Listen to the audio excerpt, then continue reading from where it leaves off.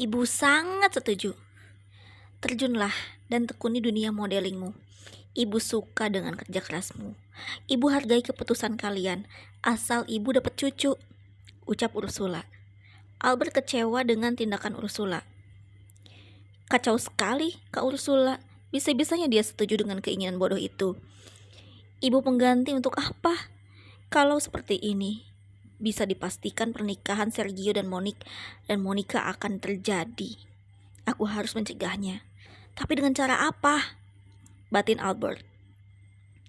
Bagaimana Albert? Kamu siap punya cucu dari anakku?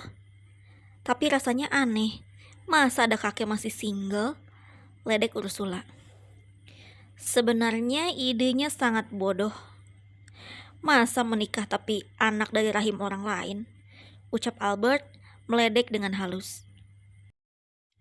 Maksud paman apa? Tanya Monica.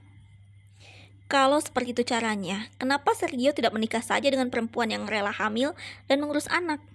Kenapa harus memperjuangkan kamu yang masih sangat tinggi dengan cita-cita dan pencapaian di luar nalar? Ucap Albert. Paman bisa hargai kemauan Monica? Tanya Sergio. Ini hanya pendapatku saja, ucap Albert. Anda saja belum menikah, sudah berani-beraninya Anda berkomentar semacam itu. Anda pikir Anda merasa bagus? Marah Monica. Monica, aku mohon kendalikan emosimu. Hormatilah dia. Paman Albert adalah pamanku, ucap Sergio. Sudahlah, hargai keputusan calon menantuku Albert. Masih mending dia mau dinikahi. Tidak ada wanita sempurna yang cantik apalagi merusak tubuhnya dengan cara hamil, ucap Ursula. Kalau gitu, suruh saja Sergio mencari wanita cantik dan tulus untuk dinikahi. Menikah itu untuk seumur hidup dan jangan main-main dengan pernikahan, apalagi hanya untuk berbisnis, ucap Albert sinis. Diam! Kamu tidak pantas berkata begitu pada calon menantuku. Lagi pula keputusan Monica sudah benar, ucap Ursula. Monica tersenyum sinis pada Albert yang mulai lemah. Albert membalas senyuman sinis itu dengan wajah kesal. Terima kasih Bu, aku jadi semangat berkarir dan tentu saja semangat berumah tangga dengan Sergio, ucap Monica bangga. Sedangkan di kediaman Valeria terlihat Gaby tampak gusar, namun Valeria berusaha agar Gaby fokus pada satu tujuan. Hingga akhirnya Gaby dengan tekadnya menghubungi kantor Pablo dan Paco.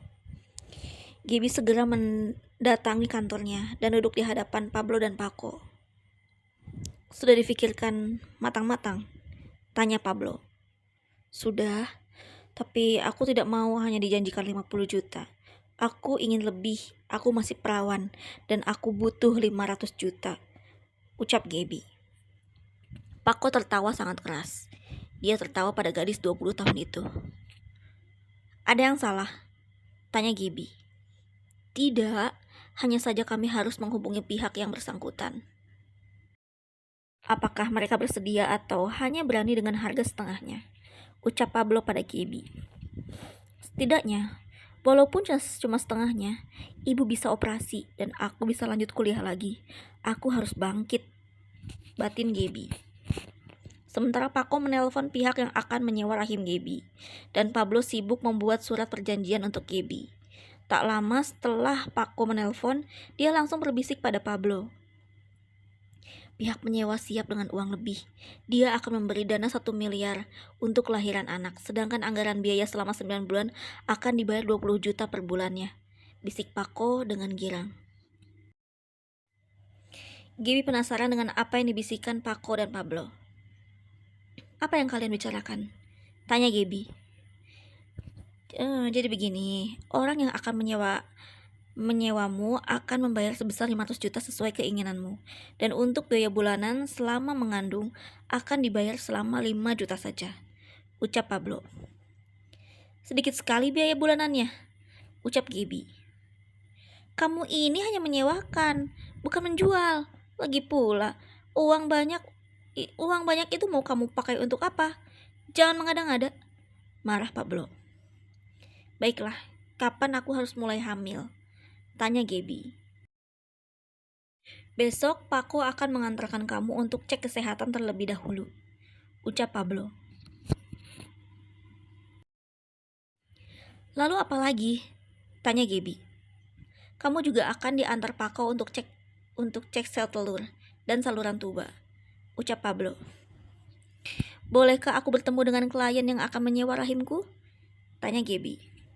Oh, tidak. Kami sangat menjaga privasi. Kami menghindari transaksi di luar manajemen kami, ucap Pablo pada Gaby. Hanya sekedar untuk mengucapkan terima kasih, ucap Gaby. Tidak ada terima kasih sama sekali. Kamu harus nurut, karena kamu dalam pengawasan kami. Kalau kamu berhasil hamil, maka kami akan membawa kamu untuk tinggal di apartemen, untuk karantina, serta pengawasan kesehatan ibu dan janin. Jelas Pablo lagi. Semoga tanpa sengaja aku bisa bertemu dengan klien yang menyewa rahimku. Aku akan sangat berterima kasih, karena rahimku dihargai dengan harga yang sangat mahal, batin Gaby. Kediaman Sergio menjadi sunyi. Makan malam itu menjadi suram. Monica pamit di kamar mandi, disusul oleh Albert. Albert mengikuti Monica ke kamar mandi mewah itu. Dia menahan Monica hingga tersandar di dinding kamar mandi. Tangannya dipegang erat oleh Albert dan dinaikkan ke atas. Payudara yang mulus itu hampir terlihat, dan Monica tak bisa berkutik. Apa yang mau kamu lakukan? Tanya Monica. Kamu mempermalukan aku di depan Sergio dan kakakku, ucap Albert. Lepaskan aku benci hal seperti ini, berontak Monica. Akan aku habisi kamu sampai tak perawan lagi, marah Albert. Coba saja, akan aku laporkan kelakuanmu pada Sergio, ucap Monica. Silahkan, aku sama sekali tidak takut. Apa yang akan terjadi jika calon istrinya sudah tak perawan lagi, ucap Albert mengancam. Aku memang sudah tidak perawan. Kami sering melakukan hal itu. Lagi pula, aku tidak akan pernah hamil selama Sergio masih menggunakan pengaman, ucap Monica. Tiba-tiba Albert tertawa. Kalau begitu biar aku yang akan menghamili kamu. Aku akan membuatmu hamil tanpa suami, ucap Albert. Itu tidak mungkin, marah Monica. Mungkin saja. Dan aku akan melakukan segala cara untuk mendapatkan apa yang aku inginkan, ucap Albert dan melepas pegangan tangan itu. Albert pun kembali ke meja makan, sedangkan Monica masih terpaku dengan amarahnya. Monica pun kembali ke meja makan dan memberitahu kepada Sergio bahwa ibu pengganti sudah siap dan besok mereka akan melakukan medical check-up. Sayang, kamu sebentar lagi akan menjadi calon ayah, ucap Monica dengan tatapan cinta. Iya, kamu juga akan menjadi calon ibu, ucap Sergio dengan tulus. Pemandangan itu sangat mengganggu mata Albert. Sial, kenapa harus ibu pengganti? Coba saja kalau Kak Ursula tidak menyetujui hubungan mereka. Pasti aku yang maju untuk menjadi calon suami Monica, batin Albert. Sedangkan Monica tersenyum bahagia dan puas melihat kekalahan dari Albert yang selalu saja mengejarnya. Gaby pulang agak malam karena dia mendapatkan uang dari Pablo dan dia membelanjakan uang itu untuk kebutuhan di rumah Valeria. Maaf tante, aku pulang agak malam. Apakah ibu sudah tidur? Tanya Gaby. Sudah nak, bagaimana dengan wawancara tadi? Tanya Valeria. Rahimku berhasil dihargai 500 juta dan sekarang aku mendapatkan uang jajan sebagai tanda booking sebanyak 2 juta. Aku senang sekali Bibi, ucap Gaby dengan girang. Firasatku seperti tidak karuan, tapi jangan hiraukan.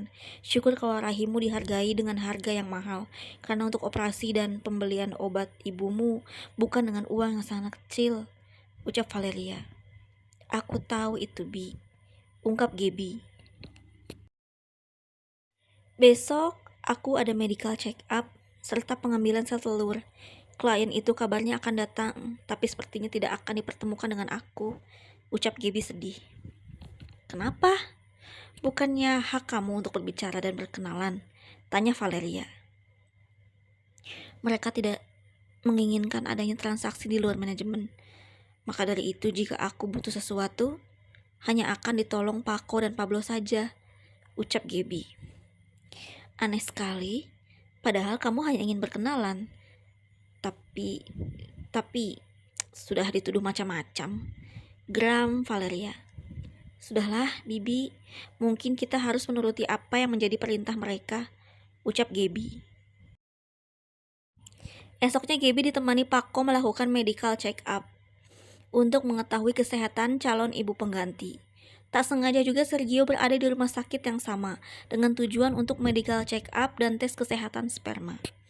Sergio ditemani oleh Monica. Tampak Monica berdandan dengan sangat elegan dan cantik, dengan riasan yang sederhana. Kalau habis check up dan tes sperma sudah keluar, kita harus segera menyerahkan pada pihak pengurus ibu pengganti.